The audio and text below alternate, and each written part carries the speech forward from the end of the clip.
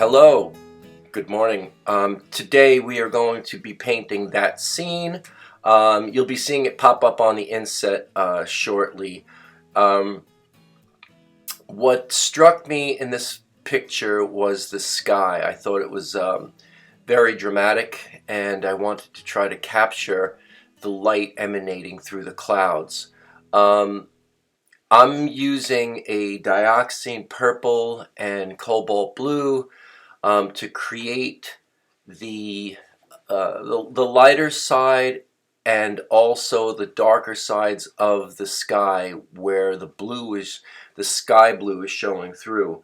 The clouds seem to have a sort of warm glow, like a warm yellow glow.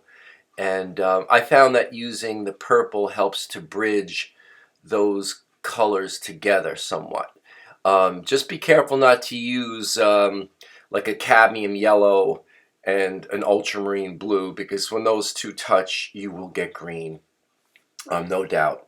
Um, Now, what I'm also doing too is to create some contrasts in the areas where the light is hitting the clouds directly and causing, a definitive outline. What I do is I press down, um, not too hard, and I try not to wipe the paper, but I try to just lift up just enough of um, the wash underneath to give me an edge. And now what I'm doing is I'm placing in like a purplish um, uh, color in the dark ends of the clouds, like the bottom parts of the clouds where they're filled with moisture. Um, I also have a cerulean blue, which almost looks like it has a little white in it. It's a weird brand. I mean, it's Academy. I think it's Grumbacher, their student grade, and for some reason I really like it because you can get these blushes of cerulean at a higher level. I've never had anything like that, so I don't know why that is like that. If you don't have access to that Academy brand, all you have to do is add probably a tiny bit of white to your cerulean blue, and you'll get the same result. Um, Now you can see now that the clouds have a purple, blue, and a slightly yellow tinge to them, and that's what we want. So we want to try to get those colors to blend a little bit. It's a little tricky. Try not to use ultramarine blue, and I'm actually using a yellow ochre, very, very thin wash of yellow ochre, and just trying to create a little bit of complexity in the clouds. And now I'm drying everything off.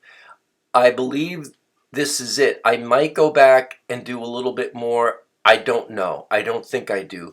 If I do, we'll talk about that later. But the sky is pretty much where I want it to be.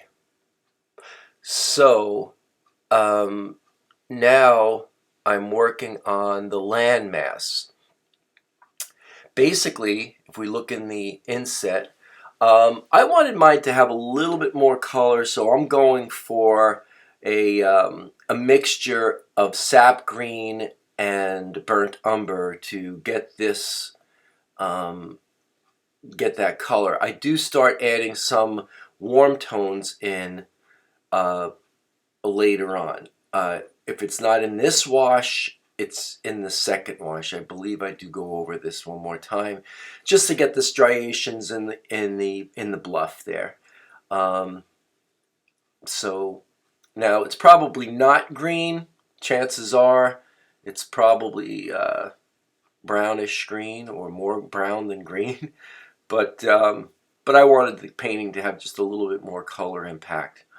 Um, don't think you have to try to replicate the colors of the photo. You can, and you could come away with a decent picture. Sometimes you do have to enhance. We have to also understand that when watercolor dries, it dries a little flat. It doesn't dry as intense as it looks in its wet state. So keep that in mind. Sometimes you have to push the color in your washes just a little bit more than you would think. What might look garish in the first lay down of the wash, live with it for a little while, experiment, and you'll find that those colors will kind of dull as they dry. Like there, you can see now that the green is not as intense and chromatic as it was during the first wash. There is a little brown that I put in. You can add more if you'd like. That's up to you. You can add other colors as well while it's in the wet stage. Now, what I'm doing here now is I'm just kind of picking up. I wanted to get like a little feeling of atmosphere there. In the inset picture, there's a little bit of haze, so I wanted to try to replicate that feeling. That part of the bluff could be a little further away, or maybe turning to the clouds and getting a little bit more light from the cloud area, and just trying to create texture too. This painting wasn't too large, so I'm using like an 8 brush to do some little detailing. Now I want to try to connect the landmass back there with the water, and I'm trying to a little dry brush is always good right along the horizon line. If you luck out, what I would do is I would practice that a few times. If, let's say, you don't get it the first time, that's okay, but I love having a dry brush textured effect on the horizon in these water pictures, in these nautical pictures, only because it kind of represents there's a little bit of glare in the water. So try to get that effect. Practice a little bit. Try to use better paper. I use Arches 140, and I love it. I think it has the best textural effects, or you can achieve the textural effects. It's 140 cold press. Let me be clear about that. The hot press you can't get texture with. It's very flat. It's a plate finish. So here I'm adding a little bit of purpley brown to the sand. Sand has a tendency to look purple in certain light effects and when it is wet. All right, so as you can see, I'm adding pretty much the same blue, cerulean blue, to the landmass. The diagonal that you see here is basically where our rocks will be. If you look at the inset picture, we're going to have those boulders coming in. Now what I'm doing now is I'm not really painting the rocks as I see them exactly in the photograph. I'm trying to redesign my rocks here. I don't, first of all, the rocks in the photograph, I thought that they were a little too overladen in the foreground. I did not want the eye to go to the rocks, although they are prominent in the composition. I still did not want them to overwhelm the picture. Plus, in the composition, I wanted to have a little bit more of a diagonal in the foreground.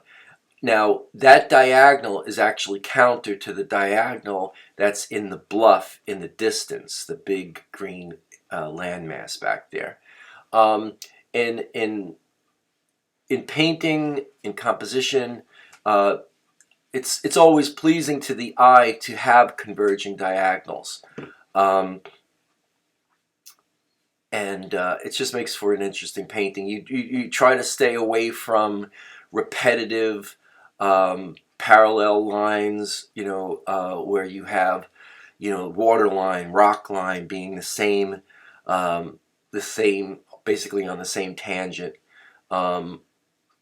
You want to try to add interest and little drama by adding those diagonals. Now what I'm doing here is I'm kind of sculpting out where I want the well, there was a little texture there, where I want my rocks to break up. I'm looking at the characteristics of the rocks in the inset photo, but I'm not being a slave to them. Okay, that's where you have to kind of use your better judgment. You want to try to vary the shapes as much as you can when you're painting rocks. Try not to make them look like they're man-made. These clearly are not man-made. This is not like a jetty that was built by someone. These are just rocks that, you know, I guess through erosion just came to be, right? Nature just created these. So you want them to be, you want your rocks to be as organic and abstract as possible. The more abstract, the more real they'll be. Okay, the more mannered, the less real, and they're going to look like they are contrived.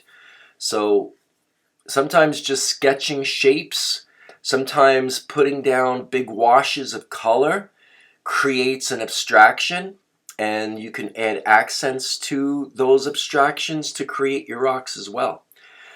So here we go. Now what I wanted to do here was, even though it's not in the inset photo to that degree, I wanted to add a little green to kind of blend together the water and the land and that landmass in the distance. So as you can see, it's kind of blending in now. It could represent a reflection. And now I'm working on the water. So I'm looking at the waves. Now this is something you have to do quite quickly.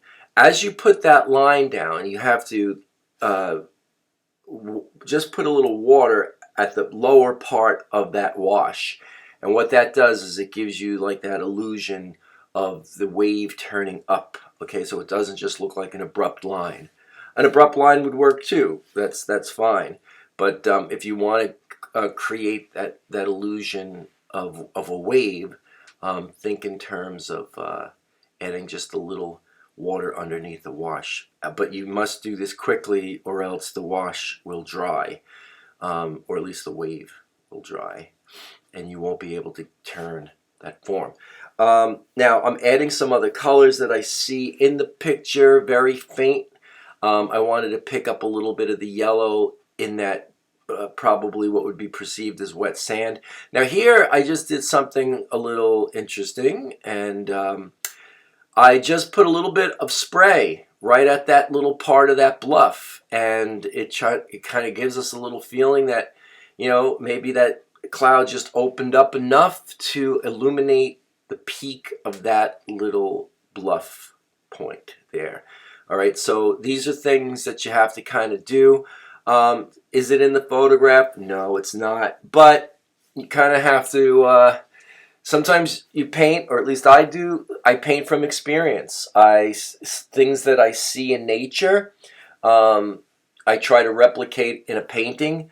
And I've seen that happen before. I live on Long Island, and I fish a lot in the surf at Montauk, and I've seen the bluffs there being, you know, where the clouds just open up and you have this beautiful light.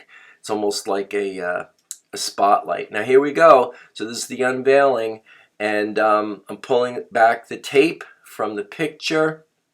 This is an old illustration technique I learned years ago, and there it is. You have a nice little framed painting. Thank you for watching. And please like and subscribe. Bye now.